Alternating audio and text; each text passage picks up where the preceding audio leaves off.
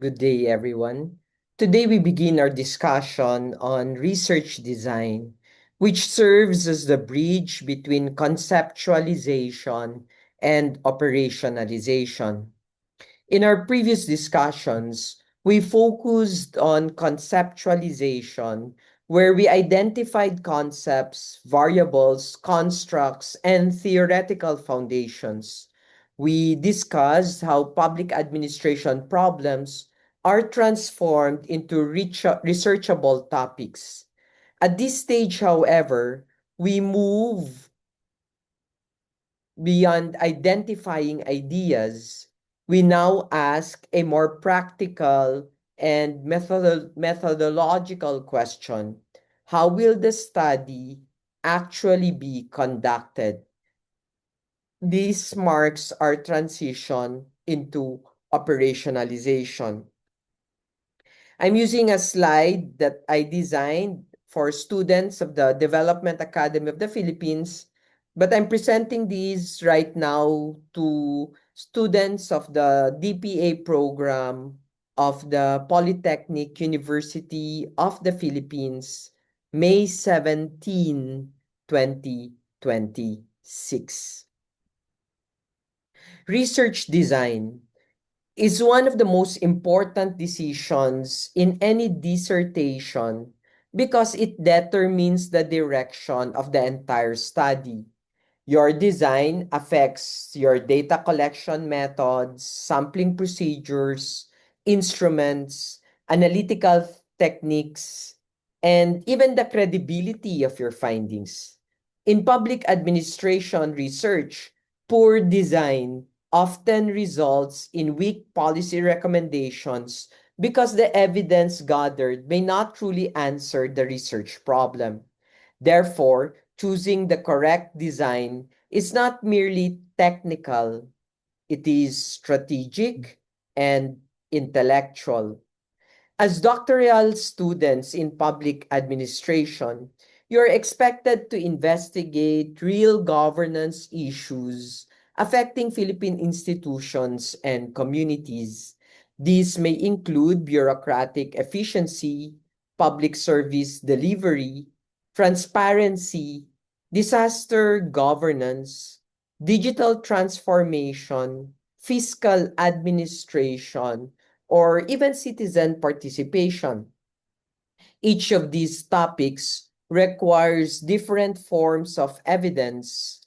Some questions demand numerical measurement or even statistical testing, while other requires understanding human experiences, institutional culture, or social meaning. One very important point to remember is that research design is strongly anchored on the review of related literature or RRL. The RRL does not only tell us what studies already exist, it also tells us how previous researchers approached similar problems.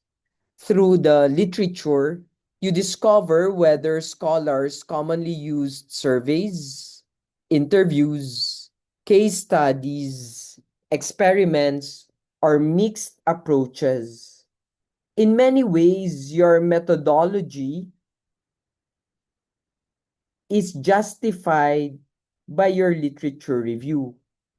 For example, if your RRL on e-governance in Philippine local governments consistently use citizen satisfaction surveys and regression analyses, then a quantitative design may be appropriate. However, if the literature focuses on the lived experiences of local officials implementing digital reforms, then a qualitative approach may be more suitable. If both measurable outcomes and human experiences are important, then a mixed methods approach becomes valuable. This is why research design should never be disconnected from the literature. Now that we understand the importance of research design and its relationship with conceptualization and the RRL, let us proceed to the foundational meaning of research design itself. Research design may be understood as the blueprint of the study, just as engineers need blueprints before constructing a building. Researchers need a design before collecting data. A research design provides the overall structure that guides a study, how a study will be planned, conducted,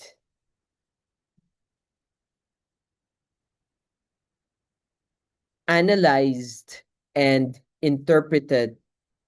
Without a clear design, researchers become disorganized, inconsistent, and even difficult to defend academically.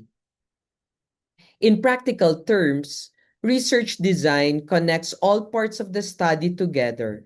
Your research problem influences your objectives. Your objectives influence your methodology.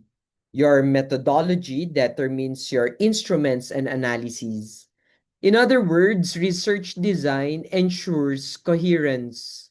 One common weakness among graduate researchers is methodological inconsistency. For example, some researchers formulate exploratory questions but use purely statistical designs that do not fully capture the phenomenon. In public administration, coherence is especially important because governance issues are multidimensional. Let us consider a study on the effectiveness of the Pantawid Pamilyang Pilipino program, or 4Ps. If the researcher wants to determine whether the program improves school attendance rates, a quantitative design may be appropriate. However, if the goal is to understand how beneficiaries experience government assistance programs, then qualitative methods may provide richer insights. The slide that you have in front of you also introduces three major approaches to research: quantitative, qualitative, and mixed methods. These are not simply techniques, but broad methodological traditions. Quantitative research focuses on measurement and numerical analysis. Qualitative research focuses on meanings, experiences, and context. Mixed methods intentionally combines both approaches to achieve a more comprehensive understanding of a problem. A future public administration scholar or practitioner must learn to select a design not because it is popular or easy, but because it is appropriate for the research problem. Methodology should never be chosen based on convenience alone. Instead, it must align with the nature of the phenomenon being studied, the available literature, the theoretical framework, and the type of evidence needed for policy or administrative recommendations. Having discussed research design as the blueprint of rigorous research, let us now examine the philosophical foundations behind these three approaches. Understanding research paradigms.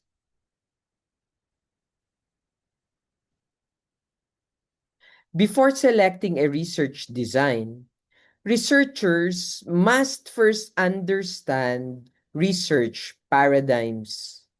A paradigm refers to a set of beliefs or assumptions about reality, knowledge, or how truth can be discovered.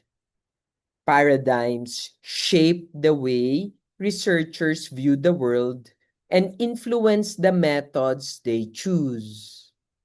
In research, methodology is never completely neutral because it is guided by philosophical assumptions. The first paradigm presented in this slide is the quantitative approach. Quantitative research assumes that reality is objective and measurable. Researchers believe that social phenomena can be observed, quantified, and analyzed statistically. This approach is commonly associated with positivism.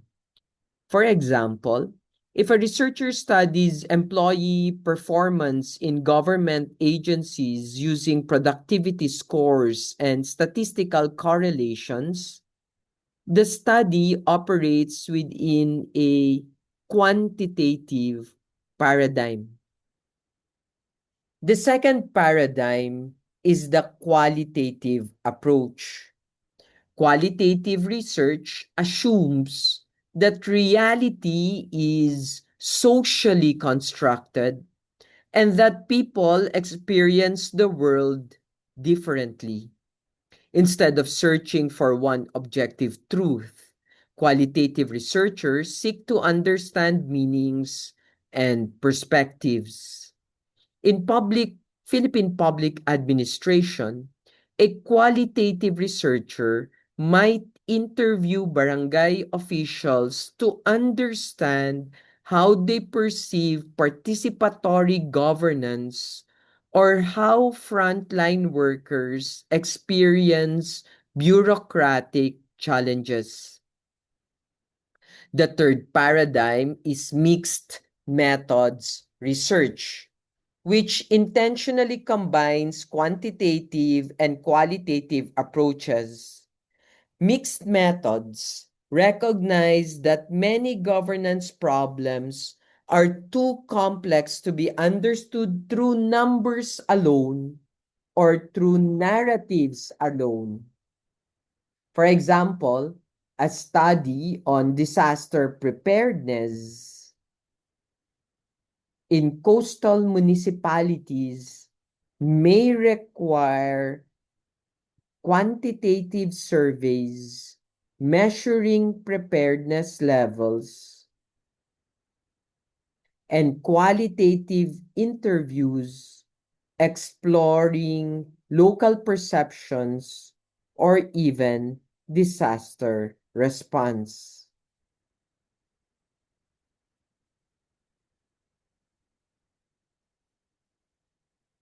As DPA students, it is important to understand that paradigms influence not only methods, but also the type of conclusions researchers can make. Quantitative studies often emphasize generalizability and prediction. Qualitative studies does otherwise. They emphasize depth, contextual understanding, and the like. Mixed method studies seek complementarity. Therefore, your paradigm should reflect your research objectives and the type of evidence you want to generate for public sector decision making.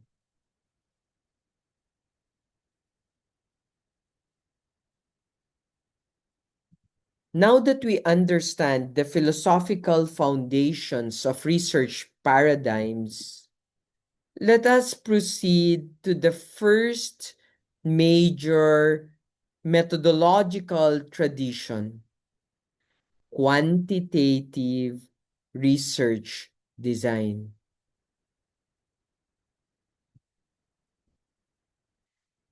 We now enter the first major section of the lecture: quantitative research design. Quantitative research is one of the most widely used approaches in public administration because government institutions frequently rely on measurable indicators, statistical evidence, and performance metrics. This approach is particularly useful when researchers need objective, numerical, and generalizable findings. Quantitative research is rooted in the idea that social phenomena can be measured systematically. Researchers identify variables, formulate hypotheses, collect numerical data, and apply statistical analysis. The goal is often to determine relationships, patterns, differences, or causal effects. In public administration, this may involve measuring citizen satisfaction, evaluating policy outcomes, or examining the relationship between leadership style and organizational performance. One reason quantitative research is highly valued in governance is its usefulness in evidence-based policy making. Government agencies often require statistical evidence before implementing programs or reforms. For example, before expanding a digital governance initiative, policymakers may examine survey data measuring citizen utilization rates, service efficiency, or satisfaction levels. However, quantitative research also requires careful planning and operationalization.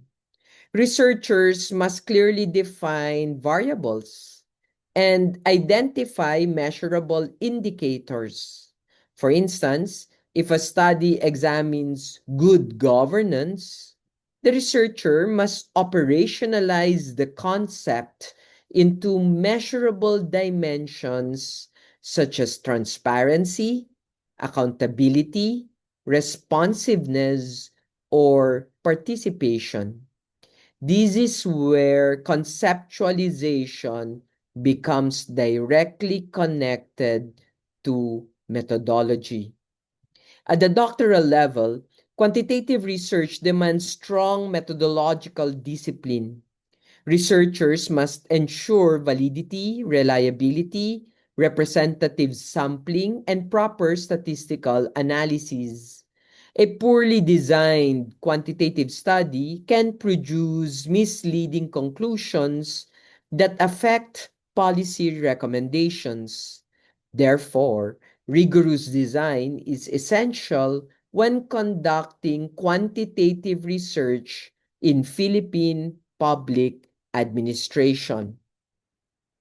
Having introduced quantitative research as a methodological tradition, let us now define its core principles and characteristics more specifically. Defining quantitative research. Quantitative research focuses on measuring variables and testing hypotheses using numerical data. It seeks to answer questions such as how many, how often,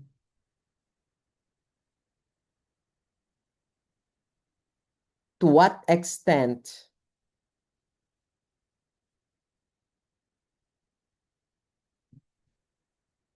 or is there a significant relationship between variables? This approach is grounded in positivist philosophy, which assumes that reality exists independently and can be objectively measured.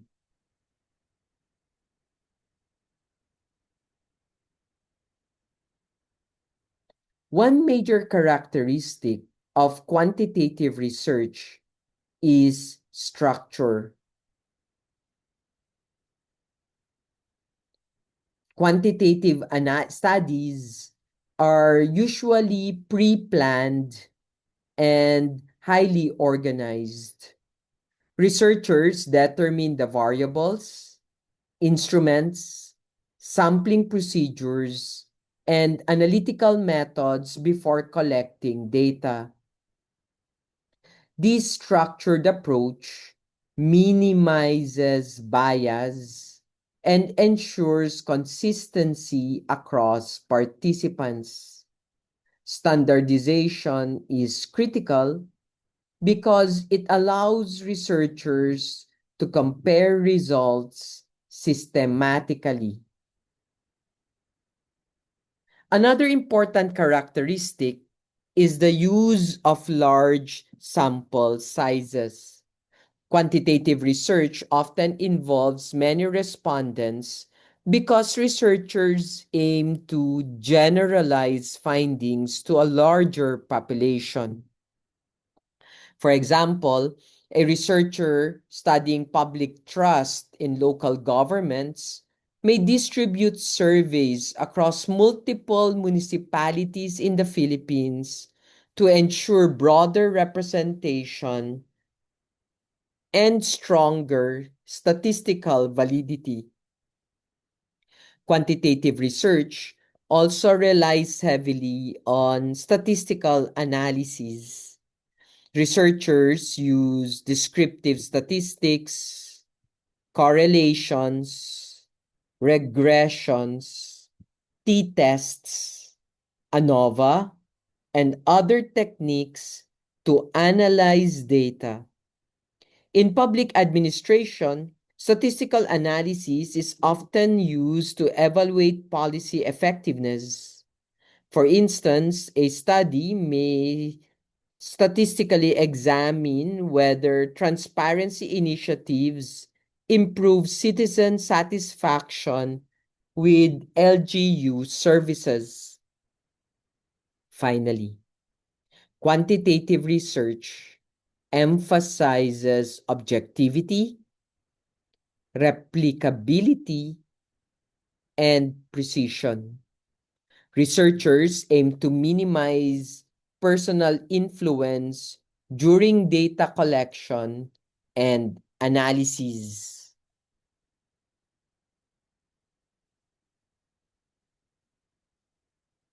If another researcher follows the same procedures, the results should theoretically be similar. This commitment to replicability eventually strengthens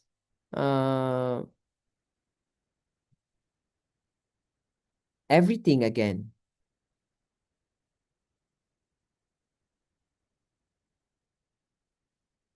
So we need to pay attention at what's going on here, right? Uh,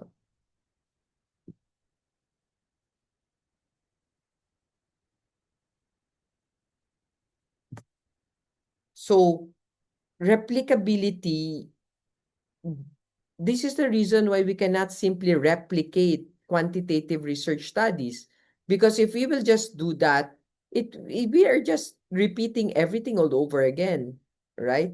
Uh, but this commitment, as I've said, to replicability also strengthens the credibility of findings and therefore makes quantitative research particularly useful for policy evaluation and even administrative reform.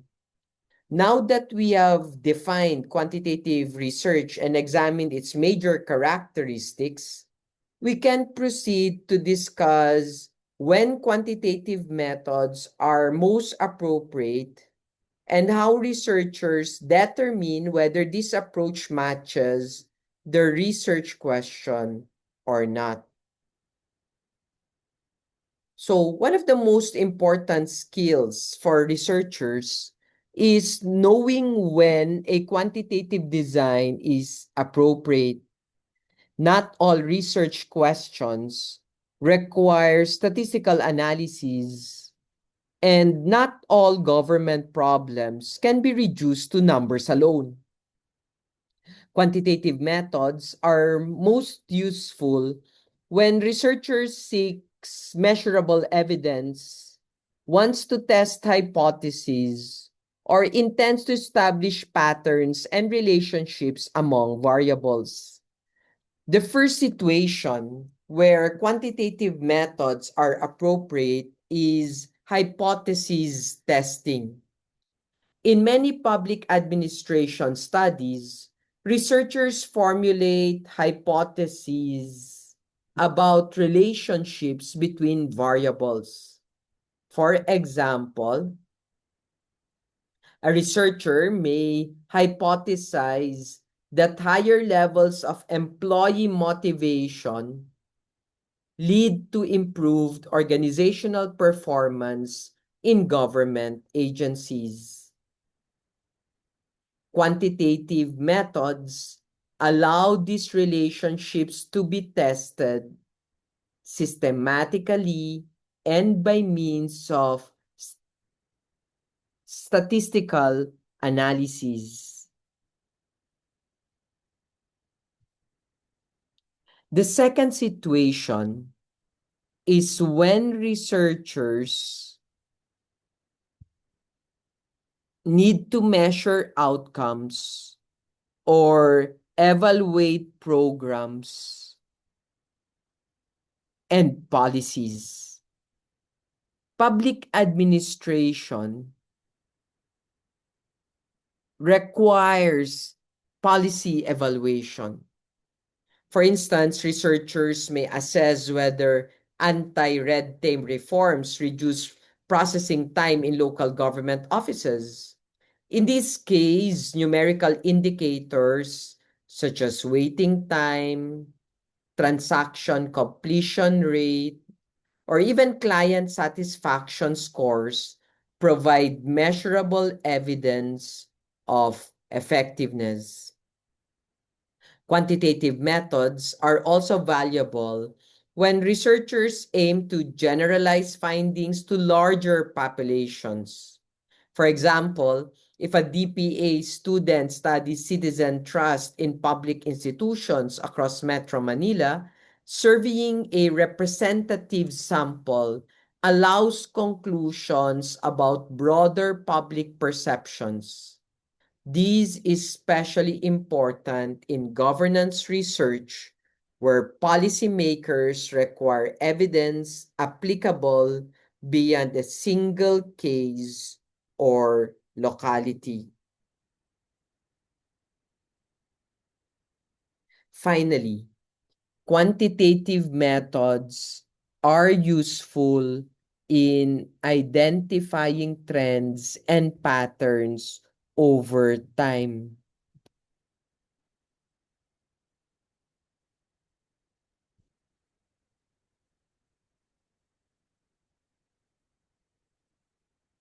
Government agencies often rely on trend analysis to guide decision making.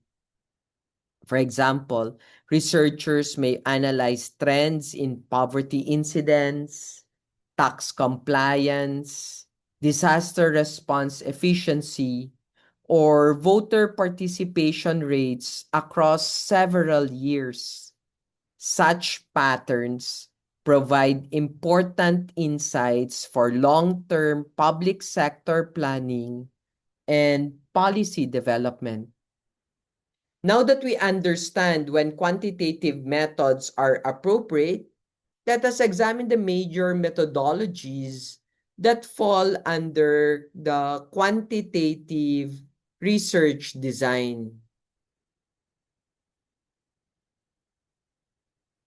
Quantitative research is not a single method, but a broad family of methodologies. Each methodology is designed to answer specific types of research questions. Therefore, researchers must understand the strengths and purpose of each approach before selecting a design. Choosing the wrong methodology may produce incomplete or invalid findings. The first methodology is experimental research. Experimental designs are used when researchers want to establish cause and effect relationships. In this approach, the researcher manipulates an independent variable and observes its effect on a dependent variable. Experimental research is considered the strongest design for determining causality because it allows researchers to control external factors. In fact, the only instance you can use the word effectiveness or effectivity is when you are involved in experimental research. The second methodology is single subject research. This approach focuses on intensive observation of individuals over time. While it is more common in psychology and education, single subject can also be applied in public administration settings. For example, a researcher may study the behavioral changes of a frontline government employee after undergoing specialized customer service training. In short, single subject research is like your case study, but in quantitative terms.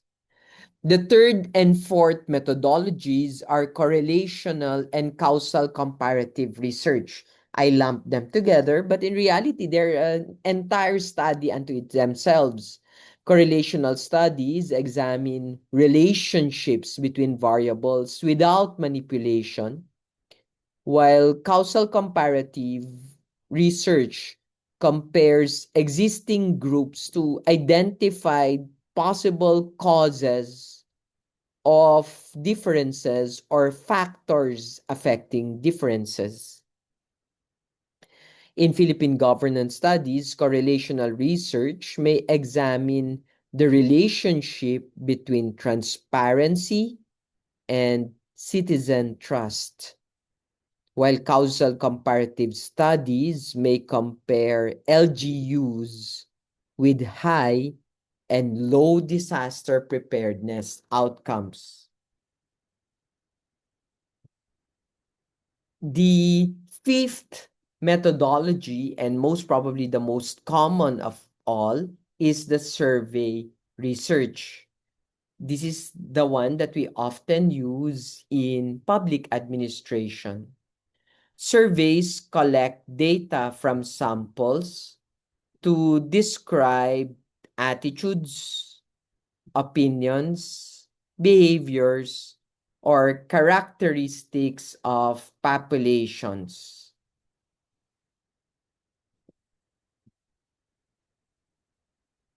Many government studies rely on surveys to measure citizen satisfaction, employee engagement, public trust, or service delivery effectiveness. Because of its efficiency and scalability, survey research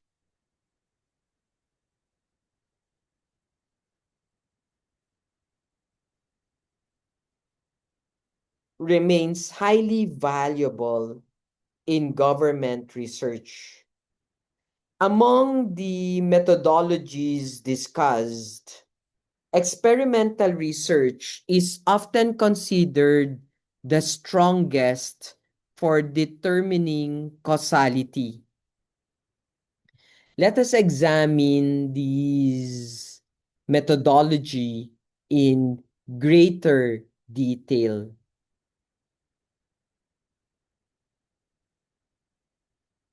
Sorry for the very small font.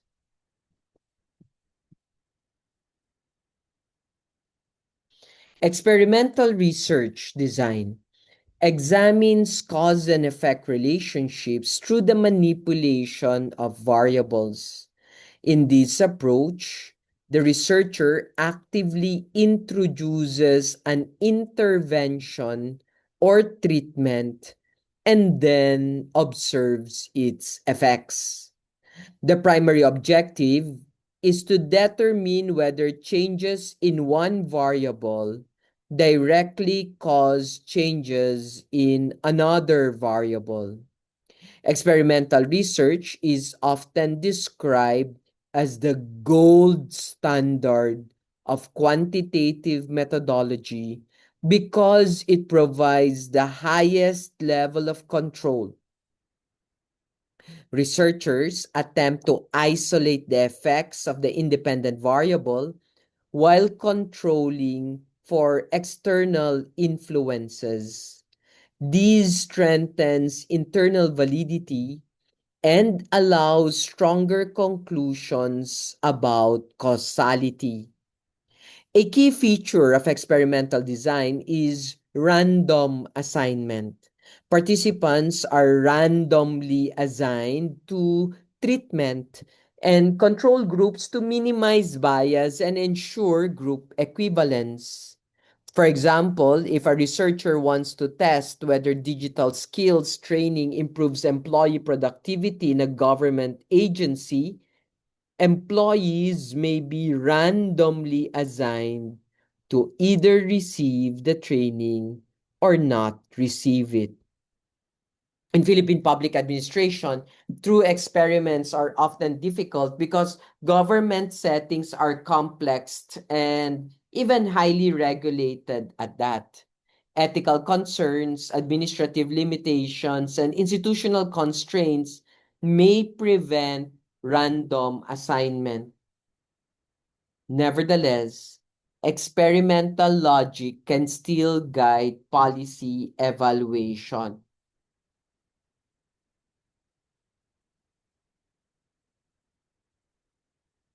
For example, pilot testing a new public service delivery mechanism in selected municipalities before national implementation reflects experimental thinking of sorts.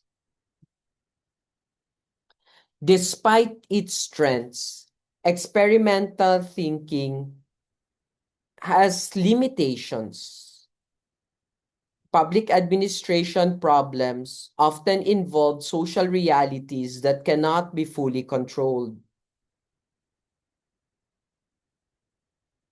Human behavior, political dynamics, organizational culture, and institutional constraints may influence outcomes. Therefore,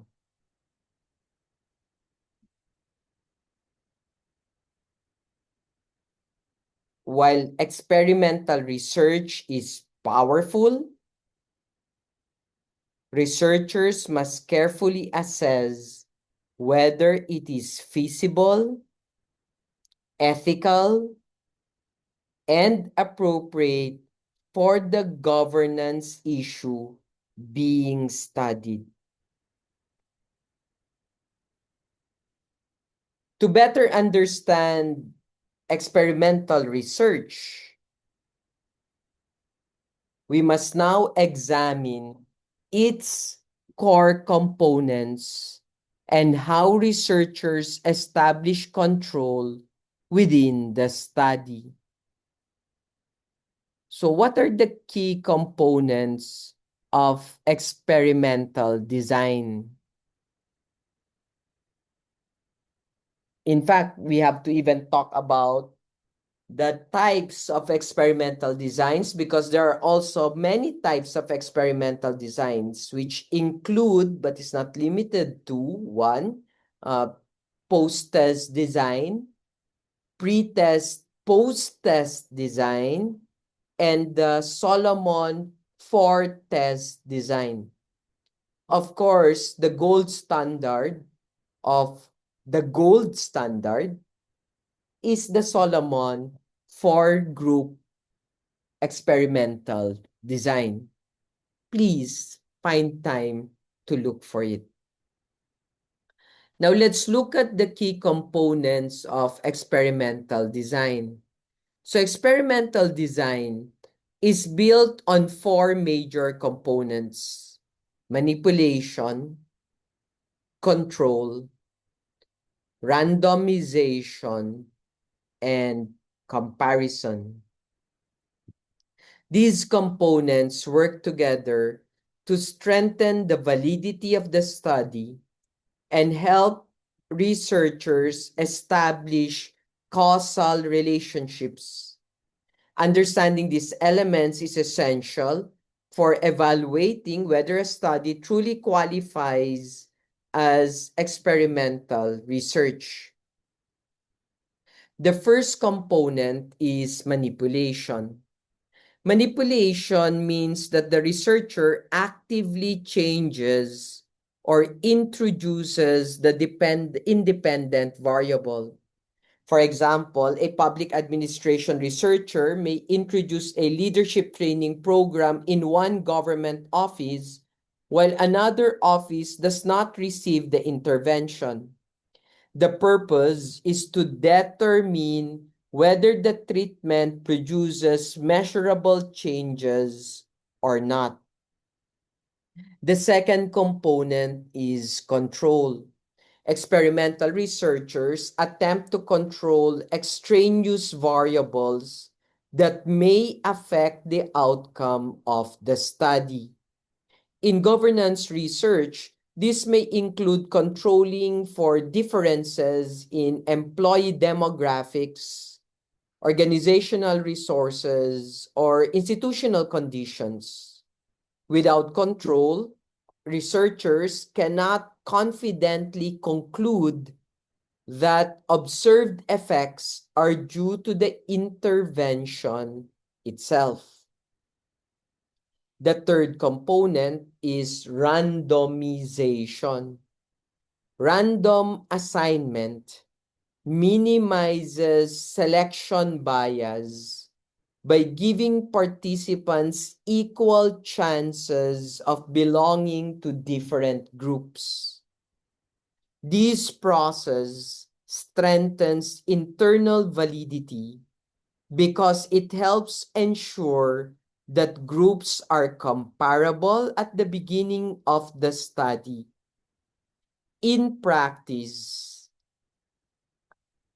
randomization can be difficult in government institutions where administrative hierarchies and even operational constraints exist.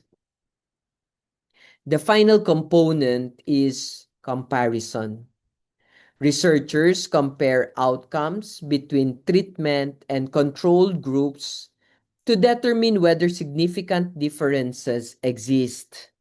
For instance, researchers may compare citizen satisfaction levels between municipalities implementing a digital governance initiative and those still using traditional systems.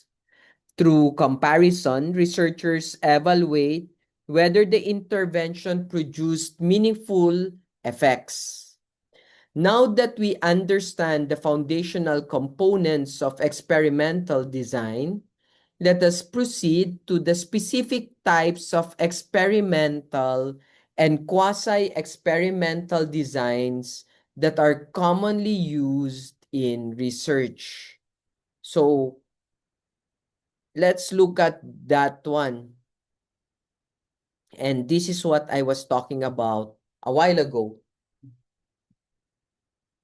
So experimental research includes several types of designs, each with varying levels of control and complexity. We divide these into two major categories, the true experimental designs and the quasi-experimental designs. Understanding these distinctions is important because not all studies can achieve the same level of methodological rigor.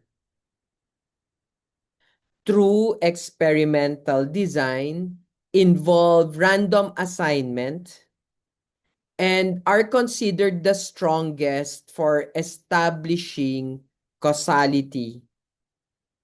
One common example is the pre-test, post-test control group design. In this design, both groups are measured before and after the intervention. For example, researchers evaluating a leadership development program in government agencies may measure employee performance before and after training for both treatment and control groups. Another true experimental design is the post-test only control group design. In this approach, researchers measure outcomes only after the intervention. This design avoids the possibility that pre-testing itself may influence participant behavior. The Solomon 4 group design is even more sophisticated because it combines pre-test, post-test, and post-test only structures to control for testing effects. We also introduce what we call quasi-experimental designs, which are more common in public administration research. Unlike true experiments, quasi-experiments do not use random assignments.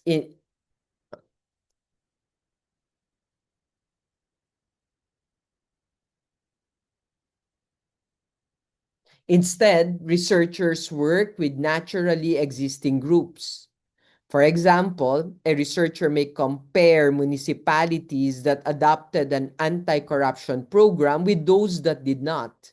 Although causality is more difficult to establish, quasi-experiments are often more feasible in real governance settings. Among quasi-experimental approaches, time series designs are especially useful in policy research.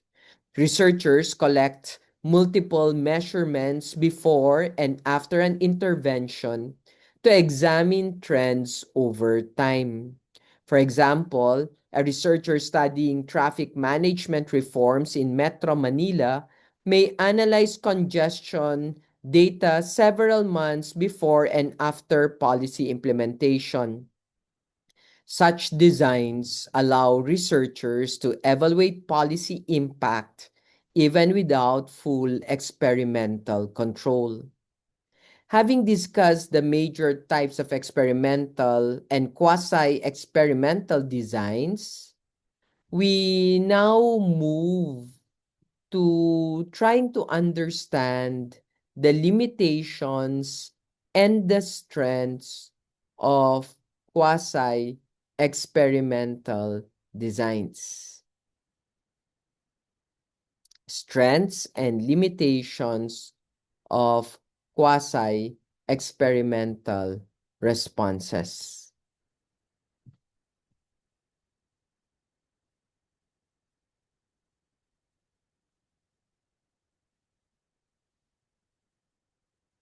So, experimental research is widely regarded as the strongest quantitative design for establishing causality because researchers manipulate variables and control external influences.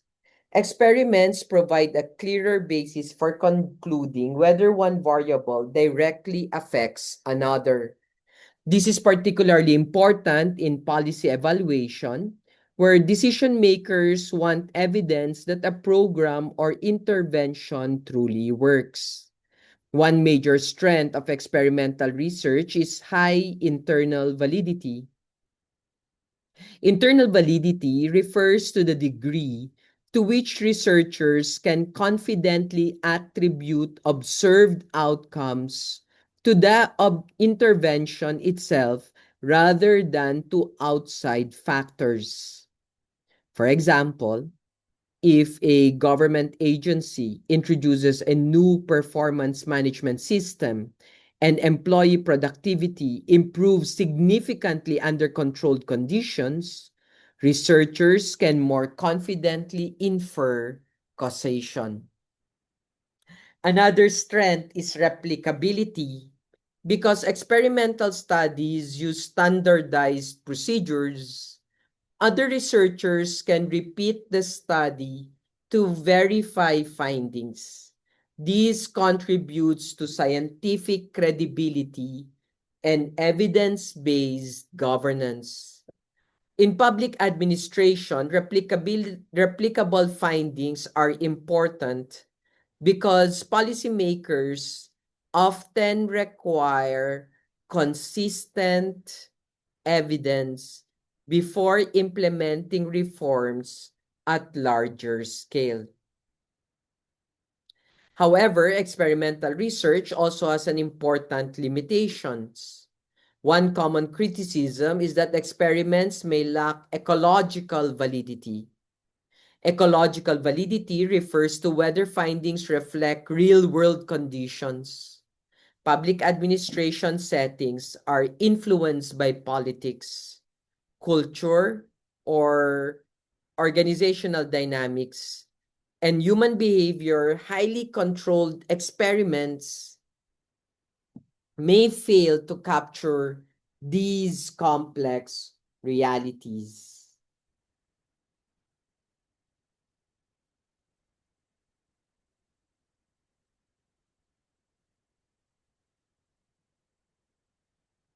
Ethical and practical concerns also limit experimental research in governance studies. Researchers cannot randomly deny citizens access to essential public services simply for experimental purposes. Similarly, administrative regulations and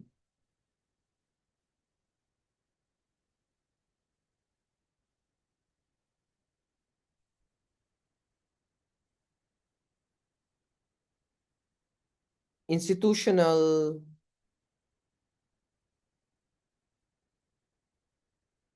administrative regulations and institutional constraints often make random assignments difficult. As a result,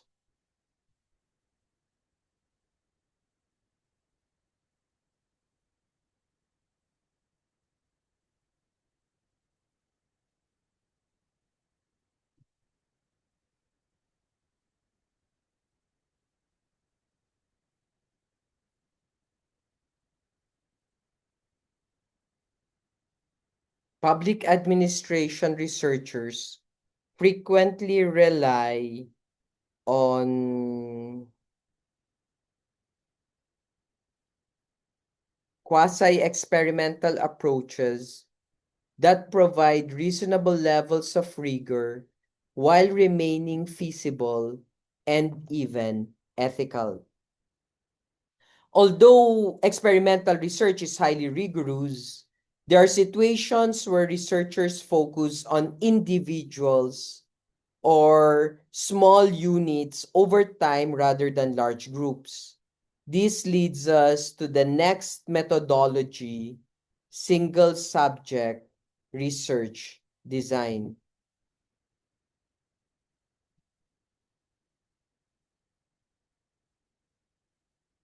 I'll pause the recording a bit for my rest. But to you, this will sound continuous because I will not pause it. I will just play it later.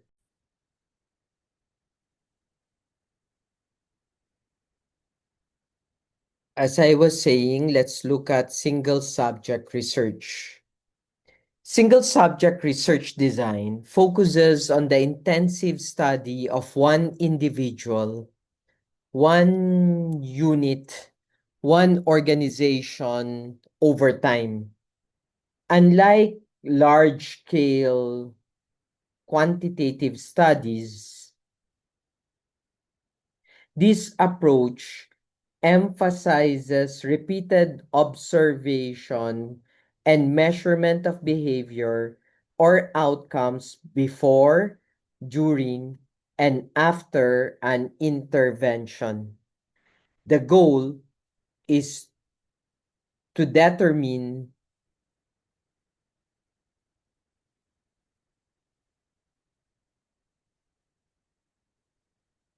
whether a specific intervention produces or does in fact produce measurable change. A single feature or a central feature of single subject research is the repeated measurement of the dependent variable. Researchers continuously observe outcomes across different phases of the study. This allows researchers to track patterns, trends, and changes over time. In many ways, the participant or organization serves as its own control. The slide presents the ABAB design, one of the most common single subject approaches. The A phase represents the baseline condition, while the B phase represents the intervention. Researchers first observe normal conditions, introduce the intervention, remove it, and then reintroduce it again. If changes consistently appear during intervention phases, researchers gain stronger evidence that the treatment caused the effect. In Philippine public administration, single subject approaches may be useful in organizational or program level interventions. For example, a researcher may study the effects of customer service coaching on one frontline office in a municipal government. Employee behavior and client satisfaction can be observed repeatedly before and after the intervention to evaluate improvement. Although single subject designs are limited in generalizability, they provide rich insights into behavioral change and intervention effectiveness. They are especially valuable in pilot programs, organizational reform initiatives, or localized governance experiments where researchers need detailed and continuous monitoring. For DPA students, this approach demonstrates that not all quantitative research requires very large samples. Now that we understand the nature of single subject research, let's examine the different forms that these methodology can take. Common single subject designs. So, Single subject research includes several designs that vary in complexity and strength of evidence. These designs differ mainly in how they structure baseline and intervention phases. The stronger the design, the more confidently researchers can attribute changes to the intervention itself rather than to external factors. The first and simplest design is the AB design. In this approach, researchers observe a baseline phase and then introduce an intervention phase. Although this design can show possible changes, it provides weak evidence because researchers cannot fully determine whether the intervention alone causes the outcome.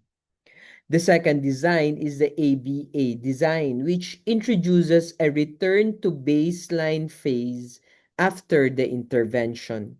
If the observed behavior changes during the intervention and then returns closer to the baseline after the intervention is removed, researchers gain stronger evidence of causality. This design is useful for demonstrating whether the intervention truly influenced the outcome or not. The third design is the ABAB design, considered one of the strongest single subject approaches. After introducing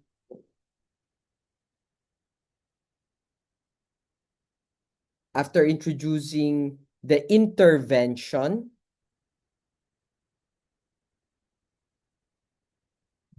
researchers observe whether improvements return once again, and this repeated demonstration strengthens experimental control.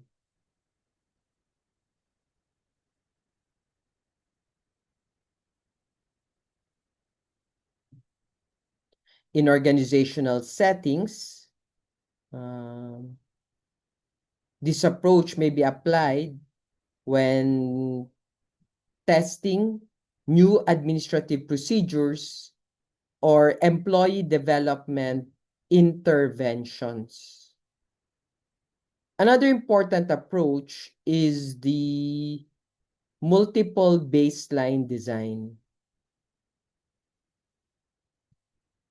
Instead of withdrawing the intervention, researchers stagger interventions across different individuals, settings, or behaviors. This design is particularly useful when withdrawing an intervention may be unethical or impractical. For example, a researcher may introduce governance training programs at different times across several barangays to observe changes in administrative performance. After discussing single subject methodologies, we now move to another major quantitative approach that examines relationships between variables without manipulation. And that, when we speak about without manipulation, of course, we're looking at the correlational research design. Correlational research examines the relationship between variables without manipulating them. Unlike experimental research, correlational studies do not attempt to establish direct causation. Instead, they explore whether variables are associated and how strongly they are related. So, ang tinitignan, relationships. This approach is widely used in public administration because many governments phenomena cannot be ethically or practically manipulated. For example, researchers may examine whether there is a relationship between transparency practices and citizen trust in local government units. They may also study the relationship between employee motivation and organizational performance in government agencies. In these cases, researchers observe naturally occurring variables rather than introducing interventions. One major advantage of correlational research is feasibility. Many public administration variables involve institutional realities that cannot be experimentally controlled. Researchers cannot manipulate corruption levels, poverty incidence, or political participation for research purposes. Correlational studies allow these important governance issues to be examined systematically despite such limitations. However, the most critical reminder in correlational research is that correlation does not equal causation.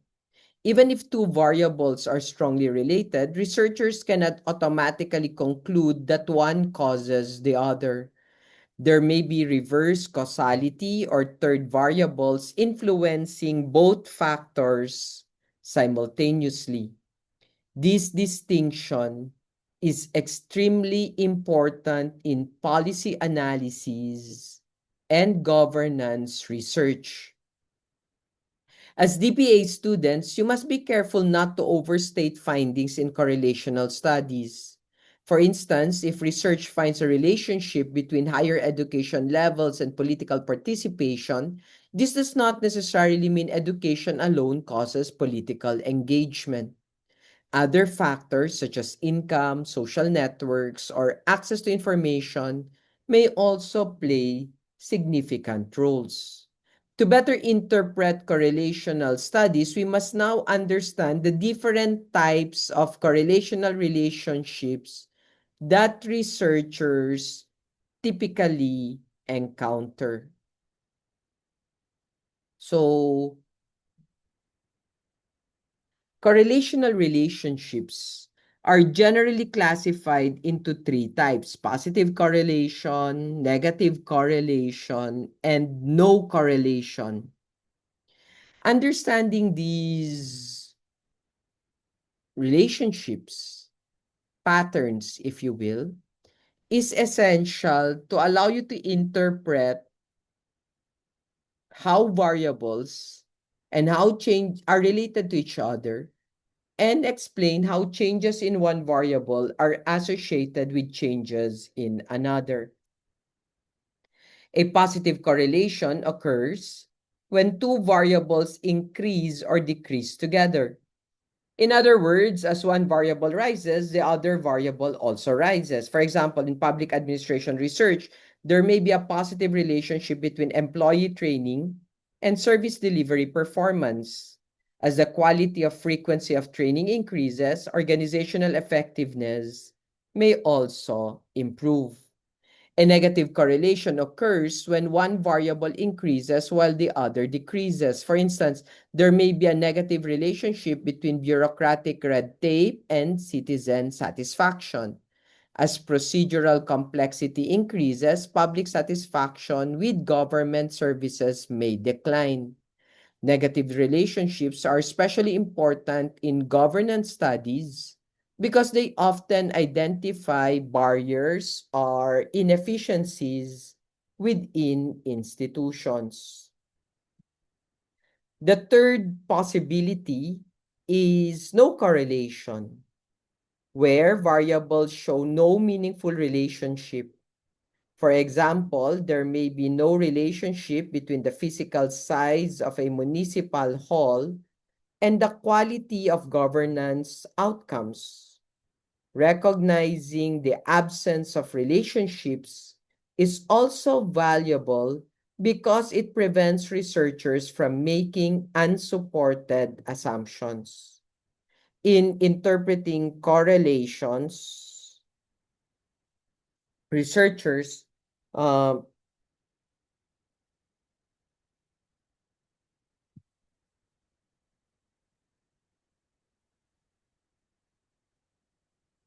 must also consider the strength of the relationships.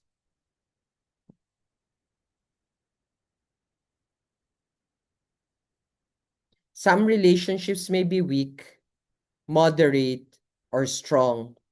However, even strong correlations should be interpreted carefully. Public administration involves many interacting social, political, or organizational factors. Therefore, responsible researchers avoid simplistic conclusions and instead situate findings within broader governance realities. Now,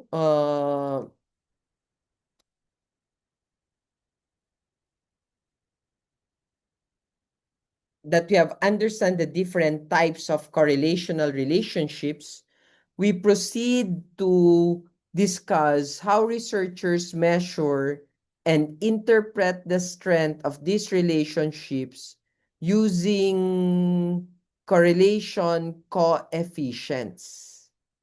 So let's look at correlation coefficients. No? So the Pearson product moment correlation is normally the tool that we implement here. So after identifying the type of relationships between variables, researchers must determine the strength and direction of the relationship. This is where correlation coefficients become important. Correlation coefficients are numerical values that summarize how strongly two variables are associated with each other. In quantitative research, one of the most commonly used measure is Pearson R. Pearson R ranges from -1 to +1. A value close to +1 indicates a strong positive relationship, while a value close to -1 indicates a strong negative relationship. Values near 0 indicates weak or no correlation at all. The closer the coefficient is to either extreme, the stronger the relationship between the variables. For example, a study may find a correlation coefficient of positive 0.82. One is always the perfect or the highest, whether it's +1 or -1. So 0.82 between employee engagement and organizational performance. This suggests a very strong positive relationship. On the other hand, a correlation of -0.70 between bureaucratic delays and citizen satisfaction would indicate that as delays increase, satisfaction decreases significantly. However, researchers must distinguish between statistical significance and practical significance. A statistically significant relationship simply means the correlation is unlikely due to chance. Practical significance, however, asks whether the relationship is meaningful in real governance settings.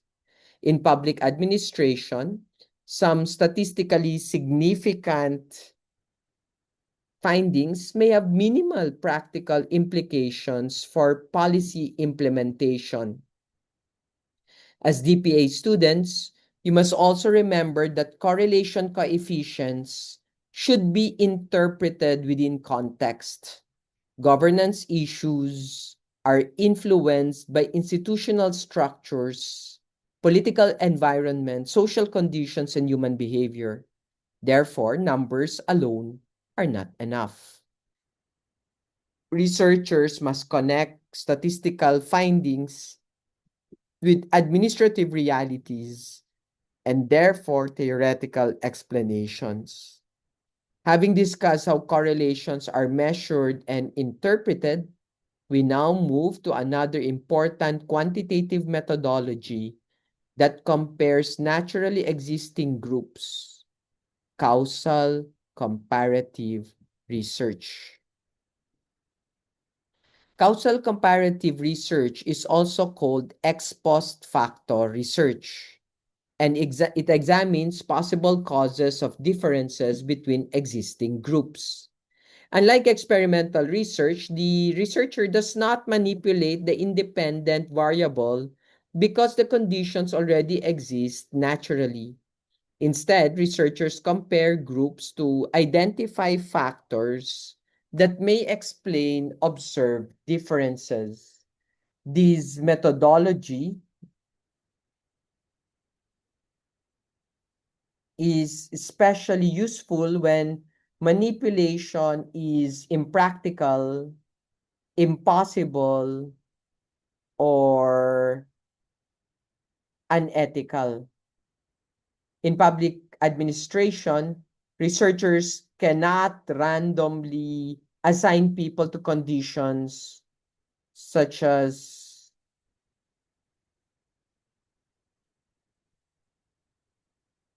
poverty, corruption exposure,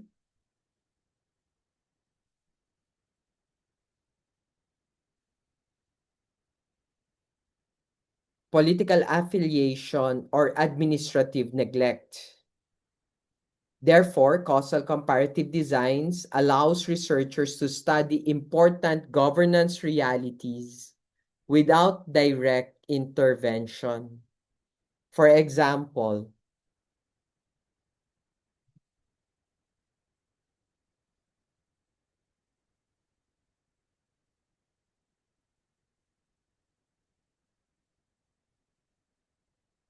a researcher may compare local government units with high citizen satisfaction and those with low citizen satisfaction to identify differences in leadership style, transparency practices, or service delivery mechanisms. Another study may compare agencies with high employee retention and those with high turnover to examine possible organizational causes. Causal comparative research is valuable because it allows researchers to investigate real world conditions that cannot be experimentally controlled.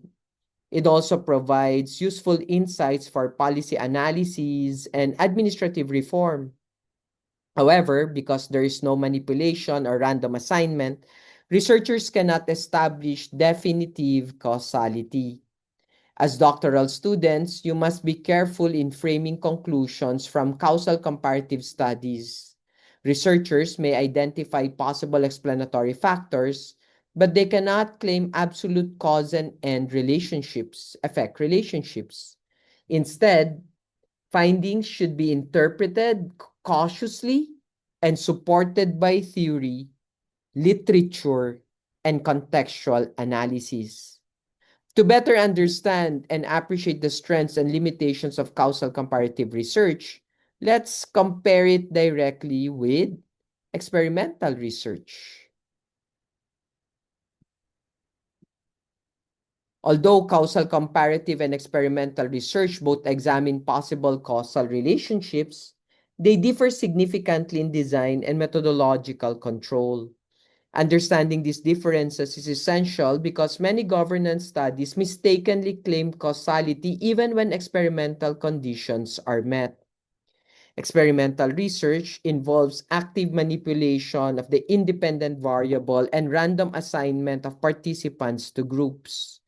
Researchers control the conditions under which the study occurs. This level of control allows stronger conclusions about causality. In contrast, causal comparative research examines variables that already exist naturally. For example, a true experimental study in public administration might randomly assign government employees to different training interventions to determine which approach improves performance.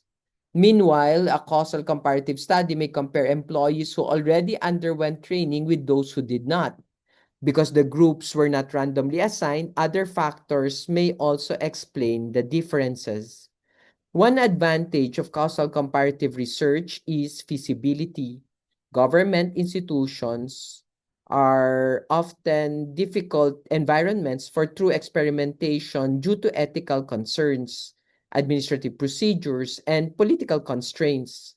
Researchers cannot always manipulate governance conditions directly. Therefore, causal comparative designs provide practical alternatives for studying real public sector issues. However, researchers must recognize the trade-offs between feasibility and control. Experimental research provides stronger evidence of causality, while causal comparative research provides more realistic observations of naturally occurring governance phenomena. As a future public administration scholar, you must select the design that best balances rigor, practicality, and ethical responsibility. Now that we understand the distinction between experimental and causal research, let's examine the actual process involved in the conduct of causal comparative research. Remember, this is the type of research that involves factors affecting. This is where you get the status first, and then to what or is there a significant difference in the status versus the moderating variables. That's basically how it's formed. So conducting causal comparative research involves a systematic process that helps researchers examine possible explanation for differences between groups. Although this methodology does not involve manipulation, it still requires careful planning and rigorous analysis to ensure credible findings. The first step is identifying the problem or outcomes to be investigated. Researchers begin by determining the specific condition, behavior, or phenomenon that differs across groups. For example, a researcher may observe differences in disaster preparedness effectiveness between municipalities in the Philippines. The second step is defining the groups. Researchers identify naturally occurring groups that differ in relation to the independent variable. In the disaster preparedness example, one group may consist of municipalities with high preparedness ratings, while another includes municipalities with lower preparedness ratings. The third and fourth step involves selecting participants and collecting data. Researchers attempt to control extraneous variables by matching groups as closely as possible. Data collection may involve surveys, performance indicators, organizational records, or other measurable evidence. Statistical techniques are then used to compare the groups systematically. Finally, researchers analyze and interpret the results. The goal is to identify possible factors associated with observed differences. In public administration research, these findings may contribute to policy recommendations, institutional reforms, or organizational improvements.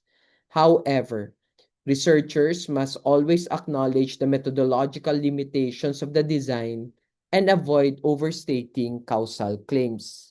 Having explored causal comparative research, we now move to one of the most widely used methodologies in public administration and governance studies, survey design. Survey research is one of the most commonly used methodologies in social science and public administration.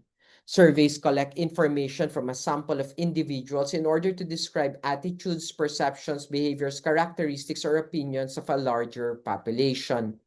Because surveys can gather large amounts of data efficiently, they are highly valuable for governance and policy research. One of the strengths of survey research is its ability to capture public sentiment.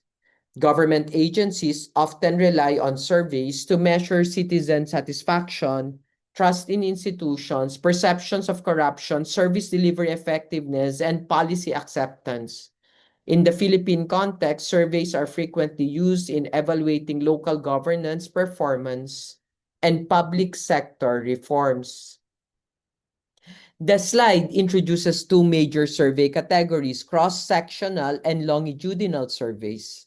Cross-sectional surveys collect data at a single point in time and provides a snapshot of conditions. For example, a researcher may conduct a one-time survey measuring citizen satisfaction with municipal services. Longitudinal surveys, on the other hand, collect data over multiple periods to examine changes over time. Longitudinal studies include trend studies, cohort studies, panel studies. Trend studies examine changes in population over time using different samples. Cohort studies follow specific groups sharing common characteristics, while panel studies repeatedly survey the same individuals. These approaches are especially useful for analyzing long-term governance changes and policy impacts. As DPA students, you will likely encounter survey frequently because it is practical, scalable, and highly applicable to public administration. However, good survey research requires careful instrument design, valid measurement, representative sampling, and ethical data collection procedures. A poorly designed survey can easily produce misleading conclusions that weaken policy recommendations. Now that we understand the foundations of survey, we can now discuss the different methods researchers use to collect survey data and the advantages and the disadvantages of both. So, survey data collection methods. Survey data collection methods.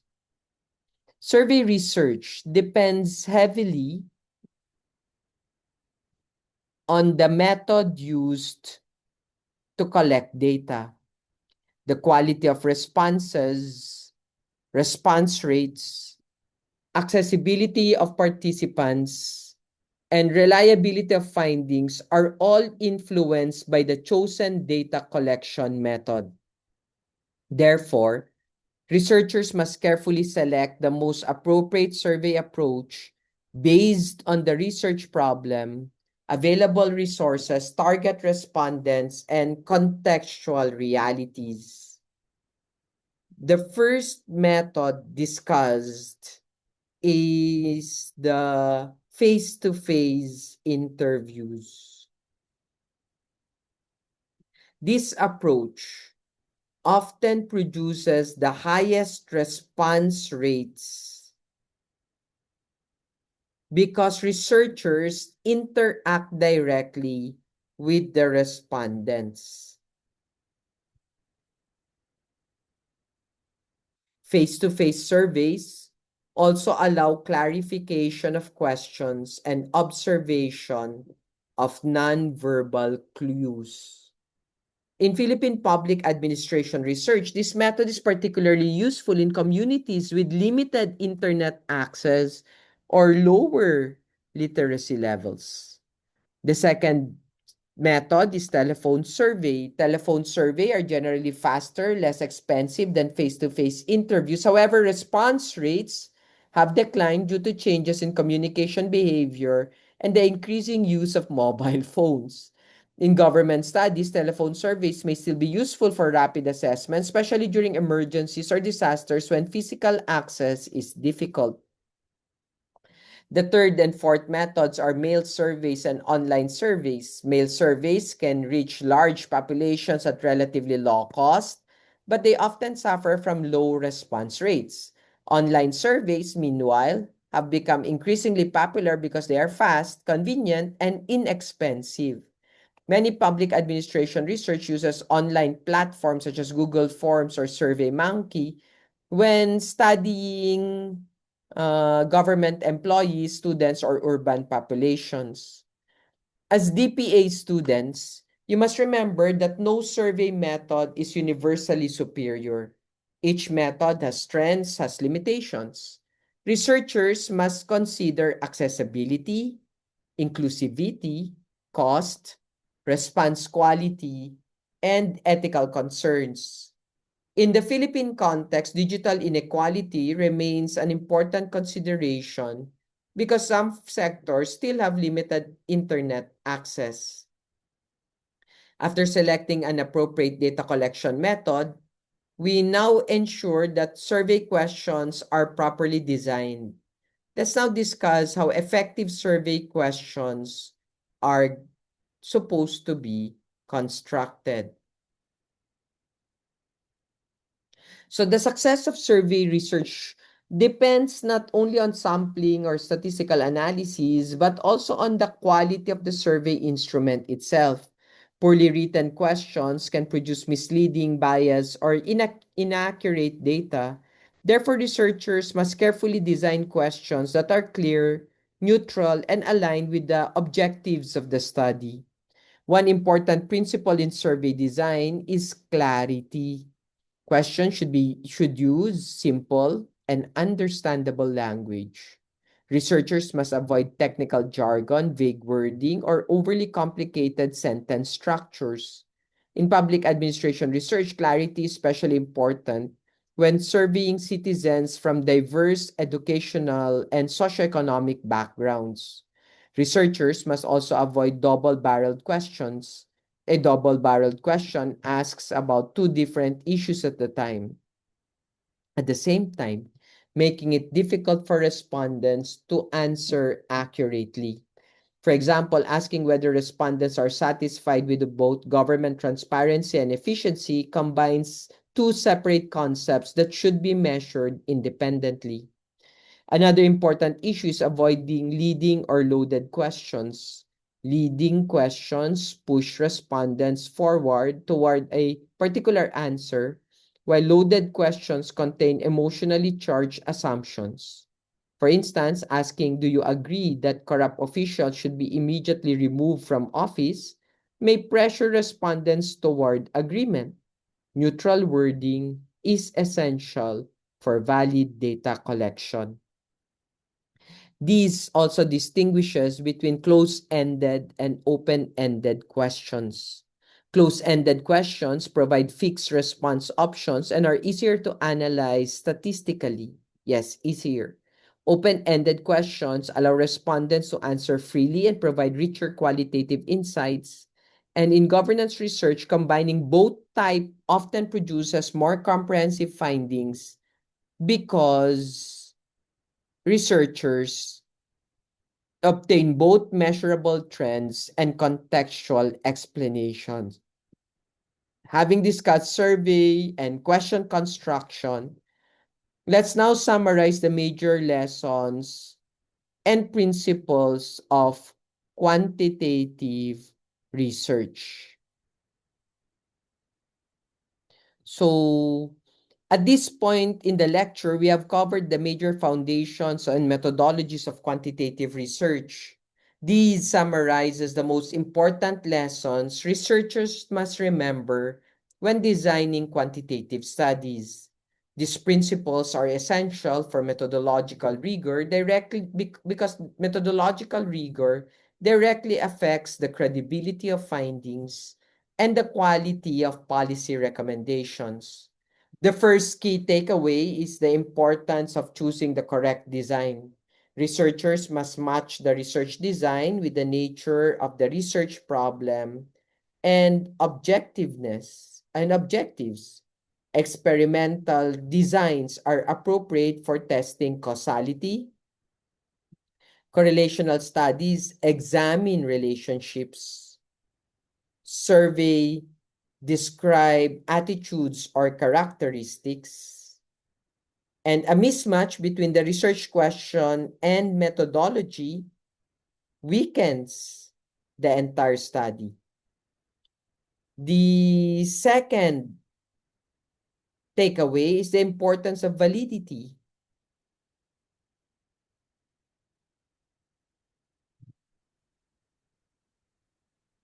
Researchers must consider both internal validity and external validity. Internal validity concerns whether the findings accurately reflect causal relationships, while external validity refers to whether findings can be generalized to larger populations.